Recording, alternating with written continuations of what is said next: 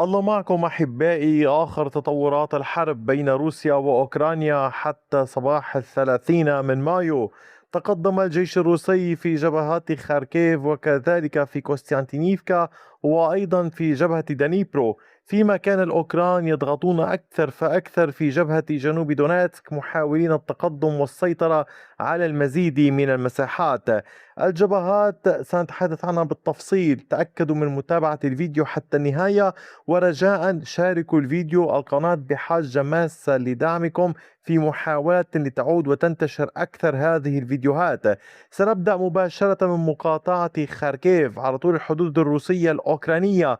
هنا في أقصى نقطة في زاوية الخريطة كانت القوات الروسية قد تمكنت من استكمال السيطرة على بلدة بوداركي.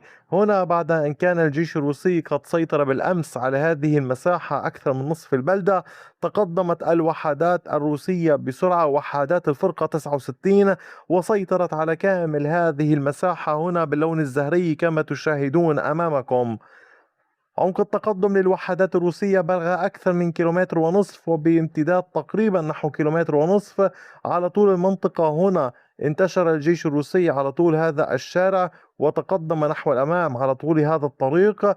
طبعا القوات الأوكرانية توقعت على ما يبدو أن يكون هناك عمليات تصدي وتأمين انسحاب المجموعات الأوكرانية الأخرى، فهذا المعبر بقي قائما، سأريكم إياه.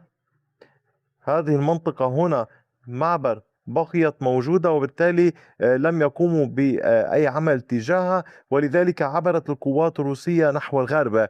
المعركة حاليا كما تلاحظون الجيش الروسي بات موجودا على طول المنطقة جنوب النهر، هذا الذي تحدثنا عنه لفترة طويلة إن كنتم تذكرون في كل فيديو تقريبا.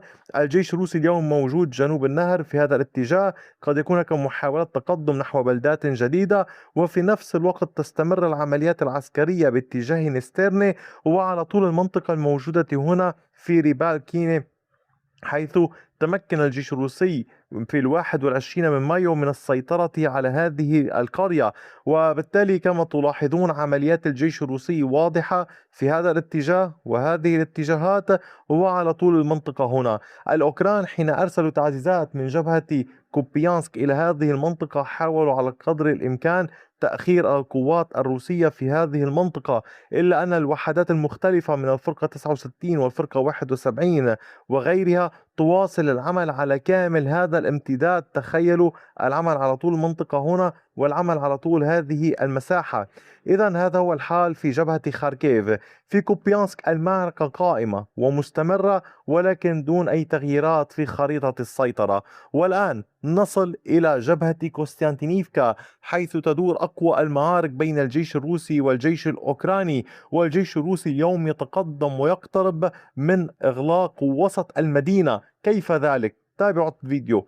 هنا في هذه المنطقة كما تلاحظون تقدم الجيش الروسي بعمق 690 مترا على طول هذا الشارع، وبعرض 260 مترا. القوات الروسية تحاول التقدم والسيطرة، لكن ما الذي يجري؟ كيف يفعلها الجيش الروسي؟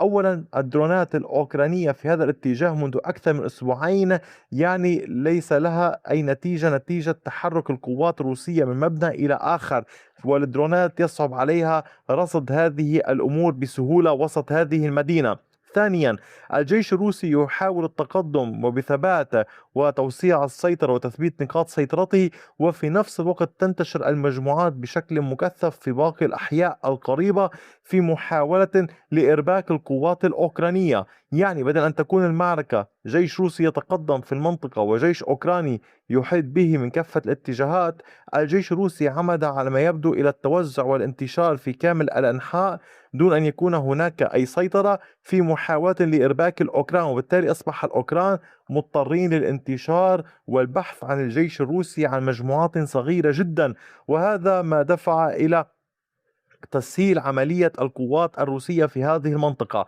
حاليا ما الذي تحدثنا عنه حول موضوع إغلاق وسط كوستانتينيفكا؟ شرحت لكم بالفيديو الذي نشرته بالأمس، وهنا أعود وأشدد دوما شاهدوا الفيديوهات جميعها دون تخطيها. الجيش الروسي اليوم يعمل على إغلاق المنطقة هنا في الوسط، وهذه المنطقة يعني كما تلاحظون أغلقها الجيش الروسي في هذا الاتجاه نحو النهر، وبقي أمام الجيش الروسي الوصول إلى هذه المنطقة. ولكن إغلاق هذه المنطقة يتطلب أن يحافظ الجيش الروسي على المواقع التي يسيطر عليها، وأن لا يكون هناك هجمات أوكرانية مضادة نحو هذه المناطق، أي هذه الاتجاهات. لذلك المعركة قائمة ومستمرة. ودعونا لا ننسى الجيش الروسي كان قد تحرك في وقت سابق باتجاه مولوشاركا، وهذه التحركات مستمرة على طول المنطقة. هنا يحاول الجيش الروسي الضغط بشكل كبير نحوها، وبالتالي فرض ضغط أكبر على نطاق أوسع على هذه المنطقة هنا ككل. فلنرى إلى أين ستؤول الأمور. أما فيما يتعلق بجبهة دنيبرو وجنوب دونيتسك، في دنيبرو واصل الجيش الروسي عمليات التقدم، وهذه المنطقة سيطر عليها الجيش الروسي بعد أن كانت منطقة رمادية. طبعا الأمر يحتاج وقتا أحيانا لتفقد المنطقة، خاصة مع وجود هذه المساحات الخضراء في هذه المنطقة. الجيش الروسي هنا تقدم بعمق كيلومتر ونصف بامتداد 1.41 كيلومترا. العمليات مستمرة والضغط مستمر. وطبعا كما تلاحظون الجيش الروسي يحاول قدر الإمكان عبر قوات الفرقة 27 تحديدا الفوج 430 من محاولة التقدم على طول هذه المساحة. هنا نصل إلى التقدم الأوكراني وسيطرة الوحدات الأوكرانية بعد أن كانت قد دفعت بقوات أكبر وأكثر نحو جنوب دونيتسك باتجاه أندرييفكا ليفستوفي. دعوني أوضح لكم، ربما أنا من الوحيدين الذين قالوا أن الجيش الأوكراني كان لا يزال يحافظ على المنطقة هنا، وهذا نظرا للميدان. لاحقا استخدمها الجيش الأوكراني في هجماته وإرسال قواته. واليوم الجيش الأوكراني وسع سيطرته داخل أندرييفكا ليفستوفي في محاولة لتكون نقطة إمداد هامة وكبيرة. هذا التقدم الأوكراني على كامل هذه المساحة باللون الأزرق كما تشاهدون كان بعمق 1.68 كيلومتر وبعرض 1.66 كيلومتر. العمليات هنا هامة للغاية. لماذا؟ هذه البلدة تقع على على طريق رئيسي بين مقاطعتي دونيتسك وبين مقاطعة دنيبرو على طول هذا الاتجاه، وبالتالي هي هامة لنقل قوات من منطقة إلى منطقة أخرى، خاصة أنه يوجد هنا نهر على طول هذه المساحة. وبالتالي قلت لكم بالأمس أن الجيش الروسي يحاول إغلاق هذه المنطقة عبر الالتفاف من المنطقة هنا. لاحظوا هناك تحصينات على طول الخط، تحصينات معقدة جدا، وبالتالي حركة الطرفين فعلا لا أحد يحسد ما عليها.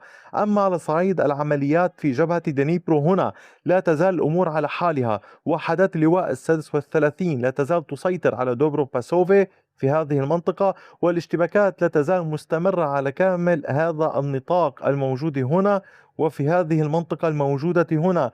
نحن اليوم أمام موجة اشتباكات واسعة بين الروس والأوكران في هذه المنطقة. بمعنى آخر، اليوم جبهة دنيبرو بكاملها من نوفو بيدورودني التي سيطرت عليها بالأمس وحدات الفوج 433 تابعة فرقة 27 على طول المنطقة هنا نحو نوفو بافليفكا وهذه المنطقة، وهنا جميعها تضغط بها القوات الروسية، ولكن باستثناء المنطقة هنا القوات الأوكرانية هي من تنطلق من دنيبرو باتجاه جنوب دونيتسك.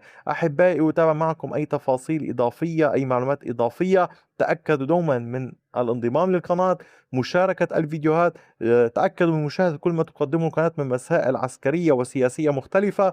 وشكرا على وقتكم الثمين، وإلى اللقاء بفيديو آخر.